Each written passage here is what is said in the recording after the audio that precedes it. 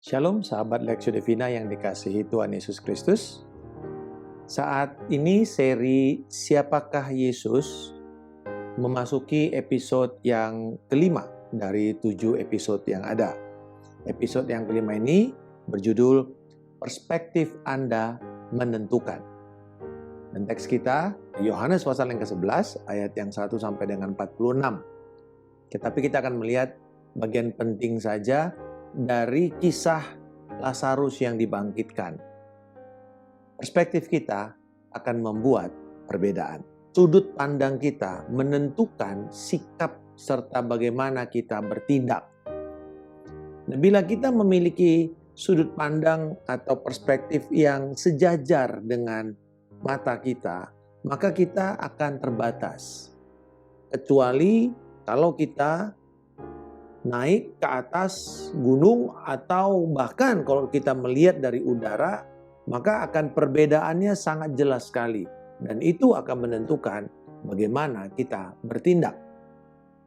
Kalau kita hanya melihat sekedar pada level tingkat mata kita ini memandang sudut pandang kita saja, kita bisa marah, kita bisa kecewa, kita bisa bahkan mungkin jadi meninggalkan iman kita kepada Tuhan.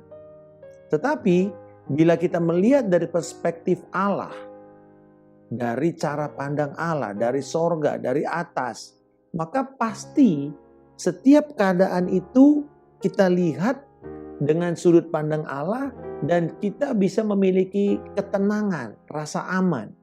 Maria dan Marta kehilangan saudara laki-laki mereka Lazarus yang begitu mereka kasihi. Pada waktu sekarat mereka meminta Yesus untuk datang. Nah, ini bukan sebuah permintaan sebenarnya, tetapi sebuah desakan. Karena dikatakan bahwa kalau kamu tidak datang, Lazarus hampir mati. Nah, pada waktu itu Yesus setelah peristiwa di mana dia mengatakan di dalam Yohanes 10 bahwa dia adalah gembala, itu terjadi perdebatan dengan pemimpin-pemimpin agama dan orang Farisi dan bahkan Yesus berusaha ditangkap.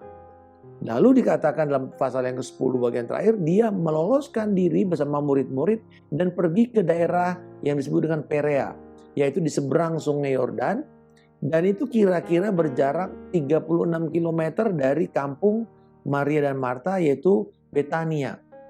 Jadi orang disuruh ke sana segera mencari Yesus dan mengatakan berita yang begitu penting karena keluarga ini begitu dekat dengan Yesus. Seringkali Yesus kalau papasan lewat dari kota itu pasti akan duduk, masuk dan berbicara, dan banyak hal-hal yang baik terjadi di rumah Maria dan Marta ini. Bahkan Yesus suka membuat tempat sebagai tempat pengajarannya.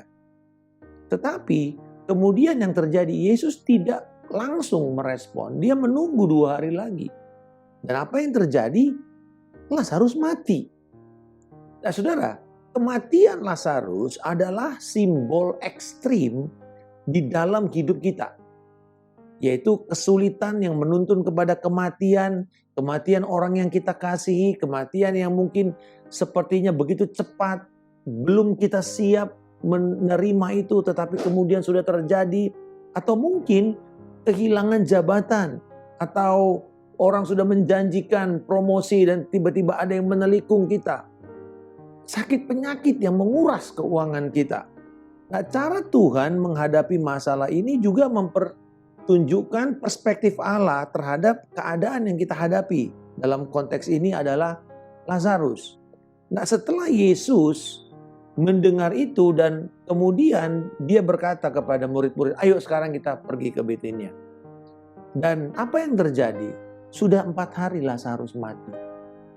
Dan pada waktu Yesus sudah ada di perkampungan, di luar perkampungan itu, Marta menyongsong Yesus. Di ayat yang ke-21, Marta berkata, sekiranya engkau ada di sini, saudaraku pasti tidak akan mati. Kalau bahasa kita sekarang bilang begini, Tuhan, di mana engkau pada waktu aku mengalami penderitaan ini?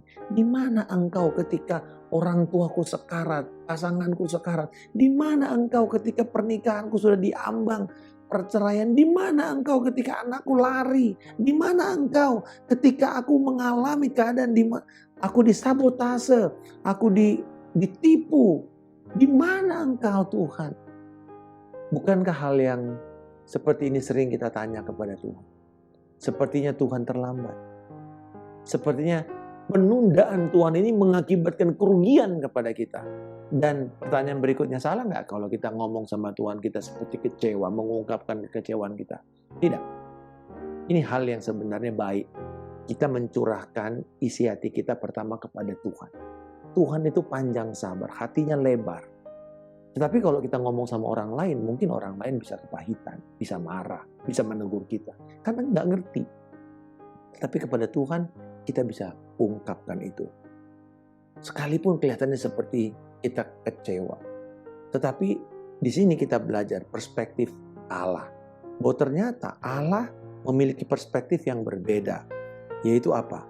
Penundaan Allah kepada anak-anaknya yang setia, yang berdoa, bertujuan untuk memuliakan Dia dan menguatkan kasih serta iman dari orang-orang yang mengikut Dia.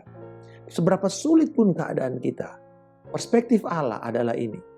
Dia adalah Allah yang Maha Kuasa, Dia Allah yang Maha Tahu, Dia berdaulat, Dia sanggup membalikkan keadaan seturut dengan kehendak Dia. Tetapi tujuan utamanya adalah Dia peduli dan Dia ingin mempermuliakan namanya dan menguatkan iman dari umatnya. Itulah sebenarnya perspektif Allah kalau Dia menunda sesuatu tidak langsung terjadi. Ketika Yesus menjawab pertanyaan Marta yang mengatakan, sekiranya engkau ada, saudaraku tidak akan mati. Yesus berkata di dalam ayat yang ke-25 dan 26. Walaupun ini adalah sebuah ungkapan kekecewaan, tetapi Yesus bagaimana caranya Dia menghadapi keadaan yang terluka ini dan pertanyaan yang begitu sulit ini. Yesus mengatakan, akulah kebangkitan dan hidup. Barang siapa percaya kepadaku, ia akan hidup walaupun ia sudah mati. Dan setiap orang yang hidup dan yang percaya kepadaku tidak akan mati selama-lamanya. Percayakah engkau akan hal ini? Jadi respon Yesus justru adalah pernyataan kebangkitan, hidup, dan kuasa yang mengatasi segala persoalan Marta. Nah, mari kita lihat jawaban Marta. Ini luar biasa. Sekarang ketika dia tahu bahwa Yesus adalah kebangkitan dan hidup, berkuasa atas maut, jawab Marta, ya Tuhan, aku percaya bahwa Engkaulah Mesias, Anak Allah, Dia yang akan datang ke dalam dunia. Ayat yang ke-27. Ini jawaban luar biasa. Ini bukan jawaban sepertinya sinis kepada Yesus. Enggak. Tapi ini satu jawaban luar biasa. Artinya, Yesus sanggup mengeluarkan emas dari keadaan Marta yang begitu pahit, yang begitu luka, kecewa karena saudaranya meninggal. Mengeluarkan emas dari dalam hati Marta. Itu satu pengakuan iman akan keberadaan Yesus sebagai Mesias, Anak Allah yang hidup. Dia yang berkuasa atas maut. Sekalipun ada kedukaan, ada penundaan dari Allah, ada pertanyaan yang sulit kepada Yesus. Yesus bukan hanya berhasil menjawab, tetapi Dia juga berhasil mengangkat perspektif Maria dari melihat kepada persoalan semata-mata dan melihat kepada Allah. Melihat kepada Yesus, melihat kepada jalan keluar dan pengharapan. Perspektifnya telah membangkitkan kepercayaannya. Nah, sekarang kita lihat perspektif dari Maria. Maria pun ketika melihat Yesus, dia menyongsong Yesus. Dia nangis juga di ayat yang ke-32. Sama juga dia berkata, Tuhan sekiranya Engkau ada di sini, saudaraku pasti tidak akan mati. Sama ya? Hal yang wajar ternyata. Tuhan, di mana Engkau ketika saudaraku sekarat? Dan kali ini Yesus mengerti hati Maria dan Dia datang. Dia menangis, masgullah hati Yesus. Dan dia mulai menangis. Dan orang mengatakan, wah lihat betapa belas kasihannya dia. Tapi Yesus berkata, di mana dia dibaringkan? Bawa aku ke sana. Marta bilang, Tuhan jangan. Udah bau 4 hari. Biasanya mereka percaya kalau 3 hari masih ada kemungkinan mujizat terjadi, kebangkitan. Tapi kalau sudah 4 hari sudah tidak ada lagi. Sudah tidak ada harapan. Dan di situ Yesus datang melampaui batas-batas pengharapan manusia umumnya. Bahkan konteks agama mereka pada waktu itu. Hari ketiga masih percaya bahwa akan ada kebangkitan. Yesus mengatakan, sekalipun udah hari keempat, saya yang adalah kebangkitan dan hidup itu. Datang untuk memberi hidup kepada mayat Lazarus. Dan Yesus datang dan menggulingkan, mereka diminta untuk menggulingkan batu itu dan berkata, Lazarus keluarlah. Dan Lazarus seperti mumi, dia keluar. Dia keluar dan kemudian hidup. Gempar semuanya saudara. Gempar satu kampung itu. Bahkan sampai ini disampaikan kepada apa? Mahkamah agama yang ada di pusat Yerusalem. Itu sampai mendengar apa yang terjadi. Dan mereka bingung. Karena yang kali ini yang datang itu bukan lagi orang-orang pro Yesus. Tapi orang-orang yang menyaksikan dan percaya. Karena Yesus bukan hanya menyatakan kuasanya. Tapi juga kasihnya. Belas kasihannya. Dan itu alasan Yesus bertindak. Karena dia mengasihi.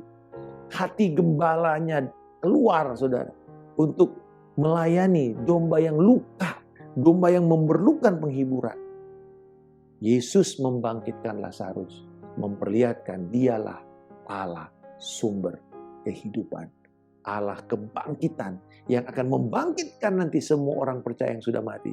Untuk kemudian bersama bertemu Yesus di awan kemuliaan. Yesus adalah kebangkitan dan hidup. Apa perspektif yang kita bisa belajar? Sama bahwa sekalipun Tuhan itu seolah-olah kening, tidak menjawab permohonan kita segera, tetapi dia melakukannya atas dasar kasih. Dia berdaulat, dia mengendalikan keadaan kita, dia mau kita mencurahkan isi hati kita kepada Tuhan, mencurahkan pertanyaan kita kepada dia, ketidakmengertian kita kepada dia akan situasi yang kita sedang hadapi ini. Tapi juga di dalam keheningannya itu Allah mau dia peduli. Dia akan memperlihatkan kepeduliannya. Dia menangis bersama-sama dengan kita. Supaya kemudian ketika kita mengalami pemulihan itu, kita akan bersukacita bersama-sama dengan Allah juga. Menghasilkan satu damai sejahtera yang tidak bisa ditawarkan oleh dunia. Pernyataan Yesus Kristus, akulah kebangkitan dan hidup, juga memberikan kepada kita penghiburan, ketenangan, sukacita atas janjinya. Akulah kebangkitan dan hidup, juga memberikan kepada kita kekuatan, penghiburan kepada Dia pribadi dan karyanya. Jadi tadi waktunya, janjinya, pribadi serta karyanya. Memberikan kepada kita penghiburan bahwa kuasa Allah yang mengalahkan maut dan kesakitan tidak bisa dipisahkan dari kasih Kristus. Jadi Tuhan itu tidak bisa bekerja di luar kasihnya. Segala sesuatu yang dia kerjakan itu tidak pernah bisa diceraikan, dipisahkan dari kasihnya. Tujuannya buat apa?